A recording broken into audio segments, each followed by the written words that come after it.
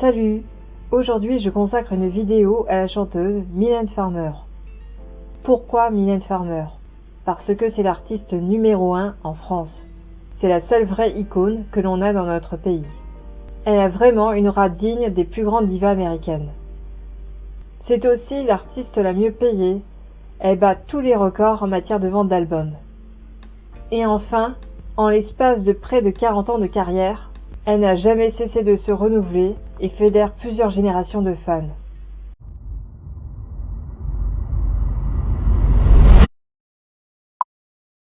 Le but de ma vidéo est de tout d'abord te donner une présentation générale de l'artiste, pour enfin te livrer un regard critique sur l'ensemble de sa carrière.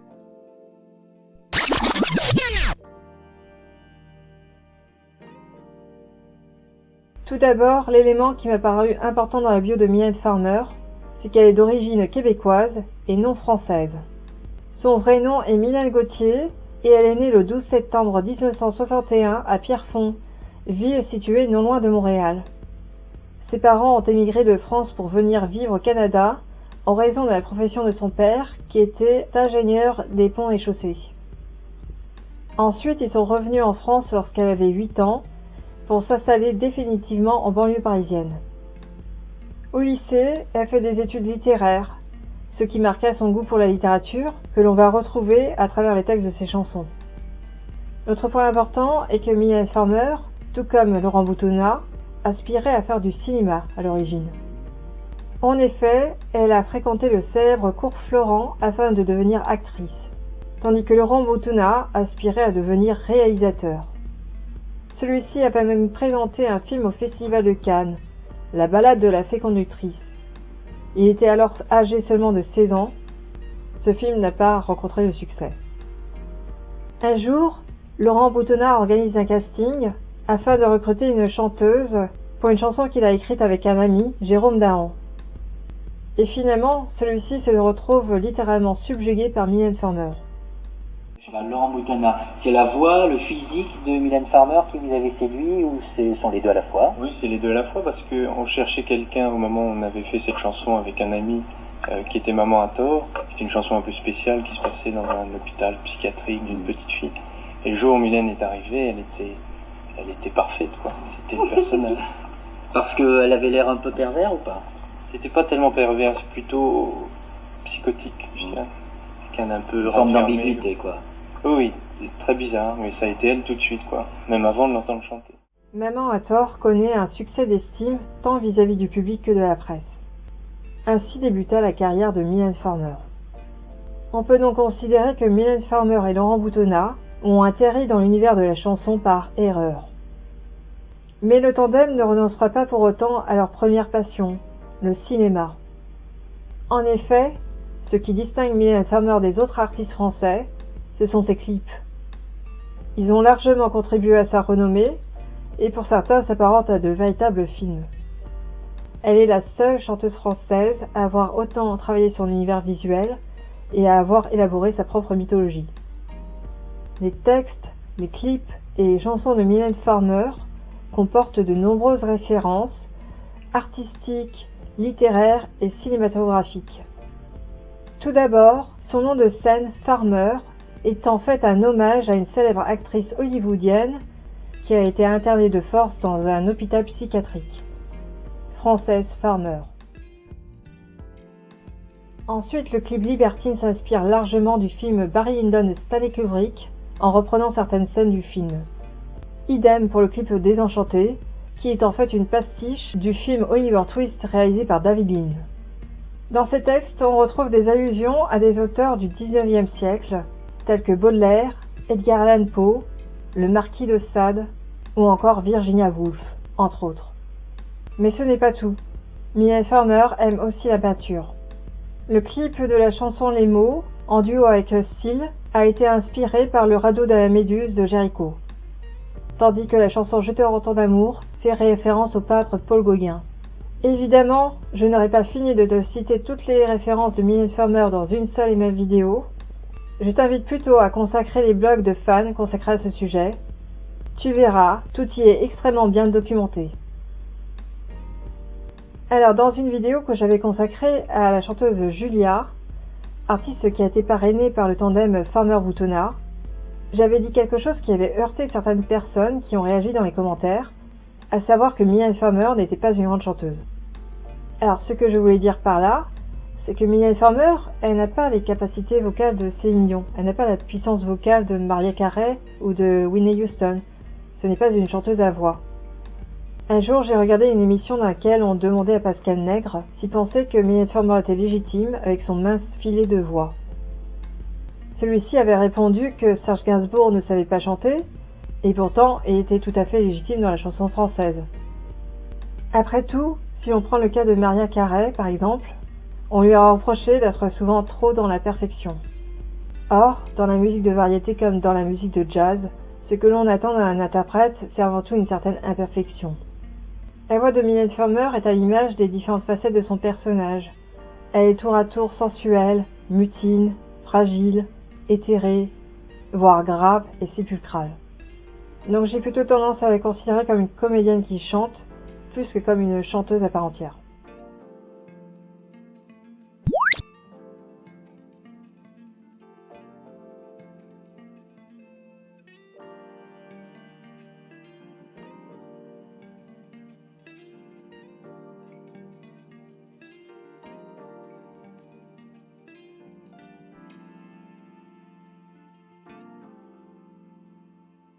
Un concert de Mylène Farmer, c'est un véritable spectacle total en soi, qui comprend chant, musique, chorégraphie dansée, performance théâtrale, costumes de grands couturiers, décors et jeux d'éclairage sophistiqués. Il y a un soin extrême apporté à l'ouverture et au final du concert. Comme dans un opéra, chaque chanson est un véritable numéro en soi et comporte une atmosphère qui lui est propre. Par ailleurs, il existe toute une palette d'émotions. Tout au long du concert, on passe de chansons jubilatoires et festives à des chansons plus intimes et confessionnelles. Ce qui fait que le public ne s'ennuie jamais. Mylène Farmer, c'est une véritable religion.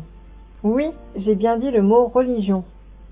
Les termes employés pour décrire ces concerts sont assez éloquents à ce propos. On parle de messe païenne et de communion. Quand Mylène Farmer pleure en concert ou exécute les mêmes chorégraphies inchangées depuis des années, cela s'apparente à un rituel. Le public s'y attend toujours. L'ambiance de ces concerts ressemble à un match de football. Dans le fond, ce n'est pas anodin si la chanteuse s'est produite au Stade de France. De la même manière que le football génère de la ferveur religieuse chez les supporters, les fans ont une attitude de dévotion à son égard. Elle est la seule chanteuse en France à avoir autant développé de merchandising et d'objets collector à son effigie. Par ailleurs, il existe beaucoup de sites internet, de blogs, ainsi que des revues consacrées exclusivement à la chanteuse. Là par exemple, j'ai Mylène Farmer Magazine. J'ai aussi Instant Mag. Et j'ai Mylène Farmer et vous. Donc là, ce n'est qu'un exemple de revue que j'ai trouvé sur elle, mais il y en a d'autres. Les fans répertorient tout, les articles de presse, les concerts, la discographie. Ils conservent même des documents inédits, tels que des storyboards de clips, des photos rares, des reshs d'émissions télé, ainsi qu'une documentation détaillée sur les références de ces clips et de ces chansons.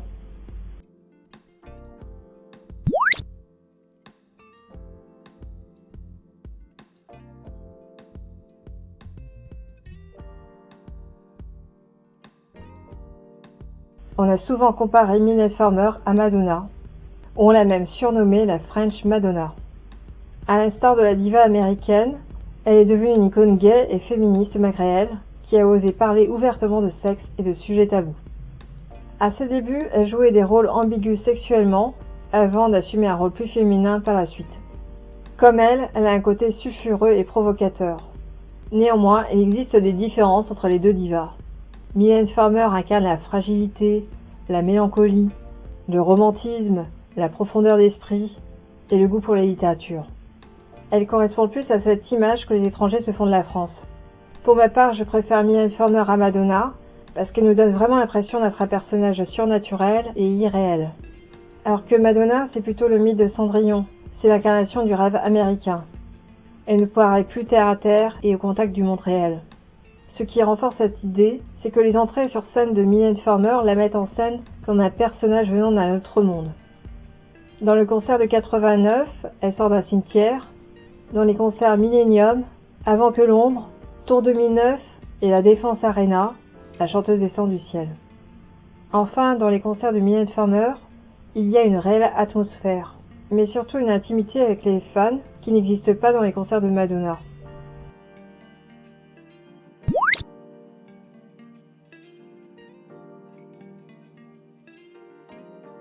Alors maintenant, je vais te faire une rétrospective critique de l'ensemble de ses albums et de ses concerts.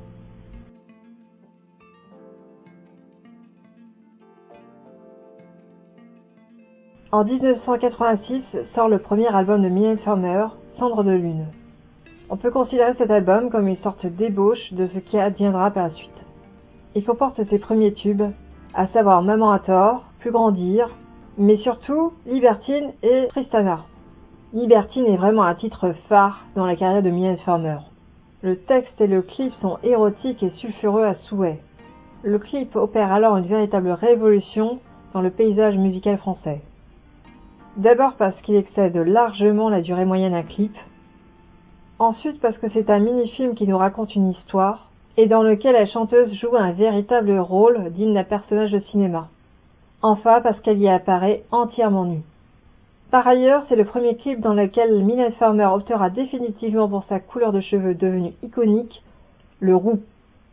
Pour ce qui est de la musique de Libertine, qui a été composée par Jean-Claude Desquéant, ce que j'aime bien, c'est le solo de saxophone et les chœurs africains qui apparaissent vers la fin du morceau, un peu à la manière d'un bouquet final. Tant au niveau de l'image que du son, il y a déjà quelque chose qui fait la différence dans le paysage musical français.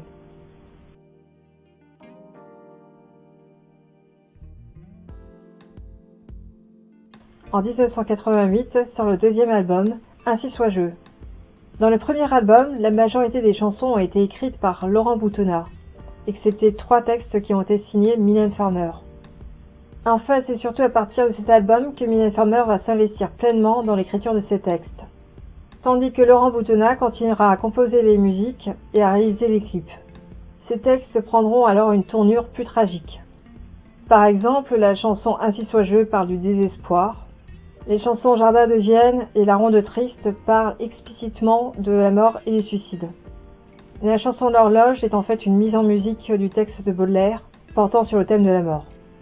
Par ailleurs, Mylène Farmer osera briser certains tabous, comme la sodomie dans Pourvu qu'elle soit douce, l'ambiguïté sexuelle dans Sans contrefaçon et la schizophrénie dans Sans logique. En ce qui concerne les clips, Pourvu qu'elle soit douce battra tous les records en termes de moyens financiers. Et continuera sur la même lancée que Libertine, à savoir un cocktail explosif de sexe, de sang et de violence.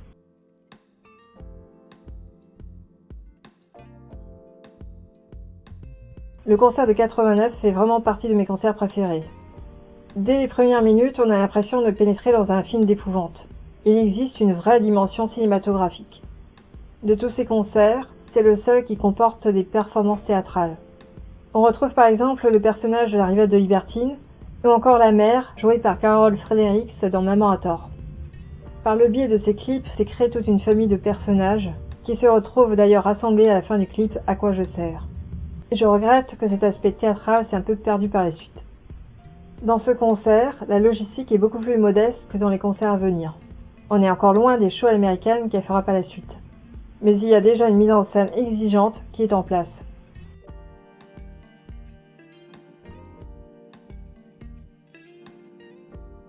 En 1991 sort l'album L'autre.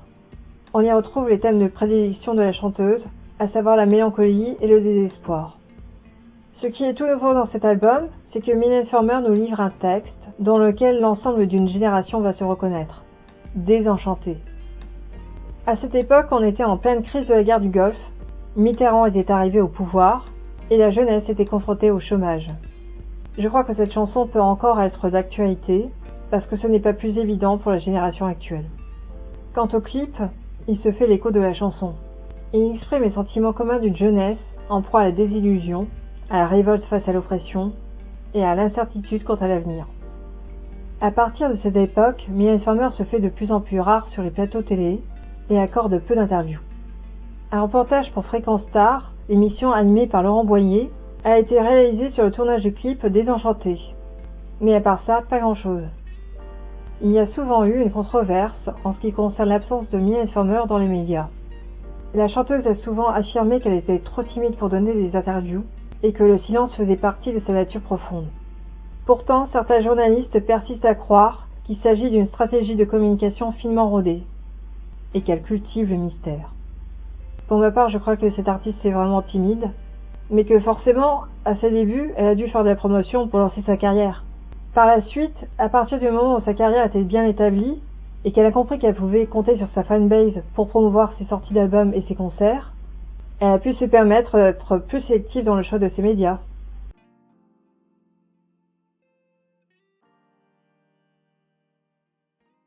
Donc, pour résumer les premières années de Mylène Farmer, cette chanteuse se distingue des autres artistes français par un univers gothique, fait de sexe, de mort et d'allusions à la religion chrétienne. Mais en 1994 sort le film Giorgino, qui s'inscrit dans cette même veine. Ce film, réalisé par Laurent Boutonnat et avec Mylène Farmer dans le rôle principal, a connu un échec cuisant au box-office. À cette époque-là, la chanteuse s'exile à Los Angeles, aux États-Unis. Là-bas, elle enregistre l'album Anamorphosé, qui sortira dans les bacs en 1995. Elle opère alors un changement radical, tant au niveau du son que de l'image. Le son se fait plus rock, plus acoustique. Les textes sont plus optimistes, moins sulfureux et torturés. L'imagerie morbide et sombre est abandonnée au profit d'une imagerie beaucoup plus lumineuse. La photographie de l'album est signée Herbris. D'emblée, Mylène Farmer se donne une image sensuelle, glamour et féminine. Question musique, c'est l'album que j'aime le moins dans sa carrière. Ceci dit, il y a des chansons que j'apprécie bien, comme par exemple California, Vertige, Rêver et Laisse le vent emporter tout, qui est une magnifique ballade. La chanson Rêver est devenue sans conteste un véritable hymne collectif comme Désenchanté. Le reste de l'album m'a moyennement convaincu, je demeure assez mitigée. Pour ma part, je trouve que cette tentative de s'essayer dans un registre rock est quelque peu ratée, et frise même le ridicule parfois. En revanche, je trouve que les photos de Herbris sont sublimes. Je trouve que c'est même la meilleure pochette d'album de Mylène Farmer.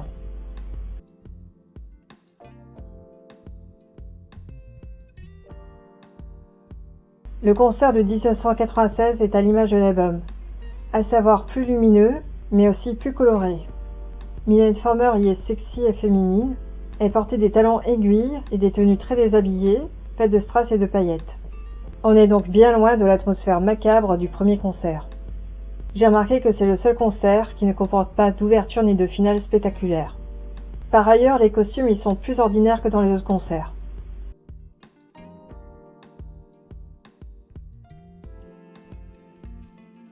Avec l'album Innamorento, il y a un retour à la musique de synthé et un son moins rock. Là encore, c'est une couleur différente, Mylène Farmer parvient à se renouveler encore une fois. Chose importante, il y a 5 titres qui ont été composés par Mylène Farmer dans l'album. Du reste, je trouve que l'album revient à une certaine noirceur. Je dirais même que c'est un peu une synthèse de tout ce qu'elle a fait dans le passé, à savoir un univers gothique mais ouvert sur plus de spiritualité. Pour ma part, j'ai eu un coup de cœur pour Je te rends ton amour, autant pour la chanson que pour le clip. Ce clip a suscité un scandale, car il est vrai que les images sont très percutantes.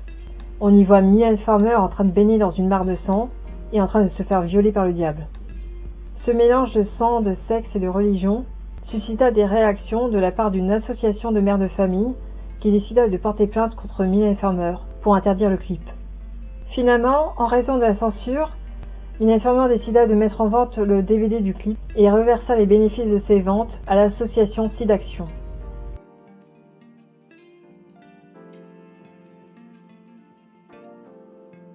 Millennium Tour est le premier concert qui emploie des moyens considérables pour produire un décor colossal, inspiré par l'Égypte ancienne, comportant des statues avec des dimensions pharaoniques.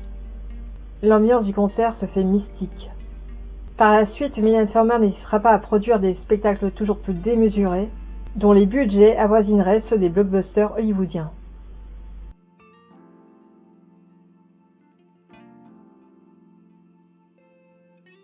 En 2001, elle publie un best-of comprenant tous ses singles remixés et remis au goût du jour, et comprenant 3 chansons inédites.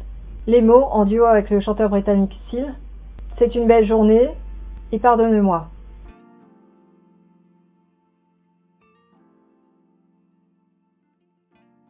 Je considère qu'Avant que l'ombre est la période la plus creuse de Mylène Farmer. On sent un réel manque d'inspiration de sa part. On a l'impression qu'elle ne sait plus où donner de la tête. L'amour n'est rien est vraiment le pire clip de sa carrière. Les autres clips sont dénués d'intérêt et d'originalité. Du coup, je trouve que le personnage de Mylène Farmer avait un peu perdu de sa magie.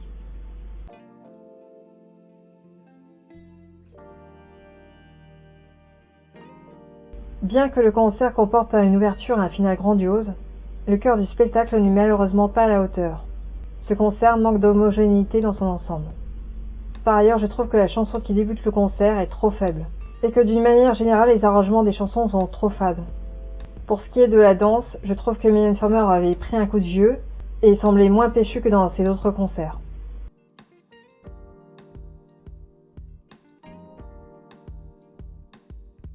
L'album Point de suture s'affirme dans un style électropop. C'est comme si le tandem avait décidé de se ressaisir pour nous proposer quelque chose de nouveau, tout en revenant à l'univers torturé de leur début. L'artiste renoue avec son personnage de libertine sulfureuse, avec les chansons Appelle mon numéro et Sextonique. Par ailleurs, l'album comprend des ballades portant sur le thème de l'amour et de la mort, ses thèmes fétiches.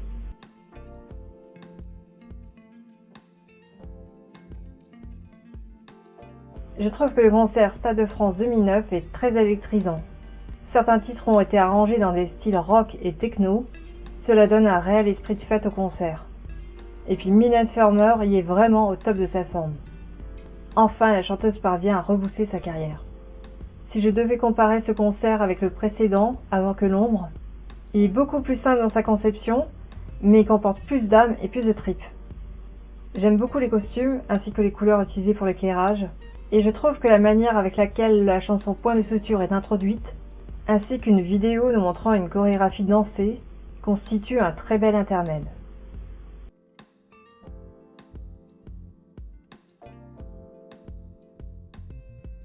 L'album Bleu Noir est le premier album de Mylène Farmer dans lequel Laurent Boutonnat ne compose pas les chansons. À sa place, Mylène Farmer fera appel à Moby, à Darius Killer du groupe Archive et à Red One. L'atmosphère générale de l'album est introspective et mélancolique, mis à part 2 titres plus rythmés avec des mélodies enjouées, comme Lonely Lisa et Oui mais non. Je crois qu'on arrive à un stade où Mylène Farmer cherche encore à se renouveler. Et je trouve qu'au final, l'album est plutôt réussi.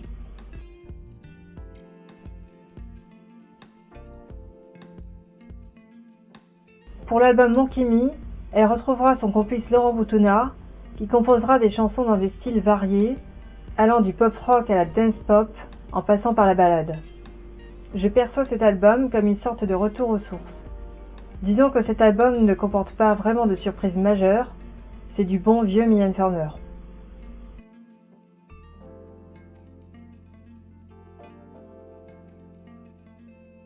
Pour la tournée Timeless, Mylène Farmer choisit une esthétique futuriste en guise de décor. Le premier titre qui démarre le concert, À Force 2, est assez efficace. En revanche, en ce qui concerne le choix de la chanson Comme j'ai mal en second titre, là j'avoue que j'ai eu un peu de mal à comprendre. En fait, je trouve que cette chanson est plutôt médiocre. C'est le seul texte tourmenté de l'album Anamorphosé qui, comme je te l'ai déjà expliqué auparavant, se voulait plus serein et optimiste. Cette chanson était sortie en tant que single en 1996, mais je ne la considère pas comme emblématique de la carrière de la chanteuse. Du reste, Timeless est un concert bien, sans plus.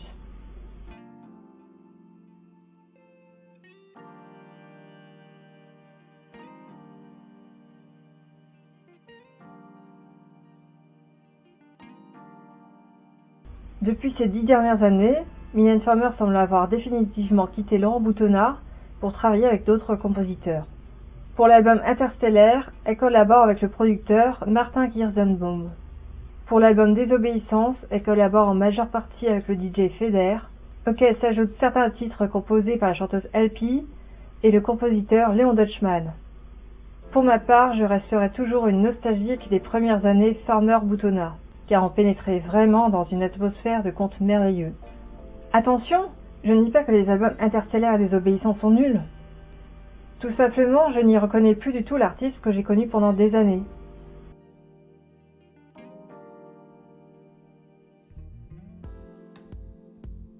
Le concert qui s'est tenu à Défense Arena en 2019 était très professionnel comme d'habitude. J'ai remarqué qu'un important travail au niveau des jeux d'éclairage a été réalisé. Au début du spectacle, le décor est rétro-futuriste, tandis qu'à la fin, Mylène Farmer renoue avec l'univers gothique et infernal de ses débuts. D'ailleurs, les couleurs qui dominent le spectacle sont le rouge et le noir, comme dans le concert de 89. Enfin, le show se termine par des images de feux dévorants, ce qui n'est pas sans rappeler son premier concert, qui montrait les images d'un cimetière incendié par les flammes. Les anciens tubes de Mylène Farmer ont été modernisés et remis au goût du jour au niveau des arrangements. Je trouve cette idée pas mal, de clore le concert avec la chanson L'Horloge. Par contre, si je devais faire un reproche à l'ensemble du show, je trouve qu'il y a beaucoup moins d'osmose et de communion entre la chanteuse et son public. Ce concert est moins émouvant et semble plus formaté que les précédents.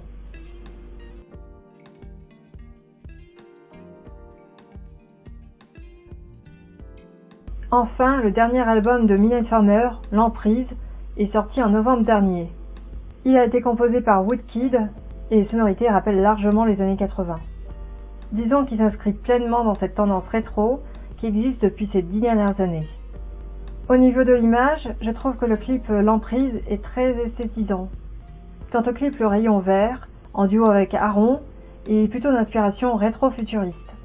J'ai aussi regardé son dernier clip Rallumer les étoiles, et je dois avouer que je suis assez surprise, parce que c'est Mélanie Laurent qui a réalisé le clip en fait.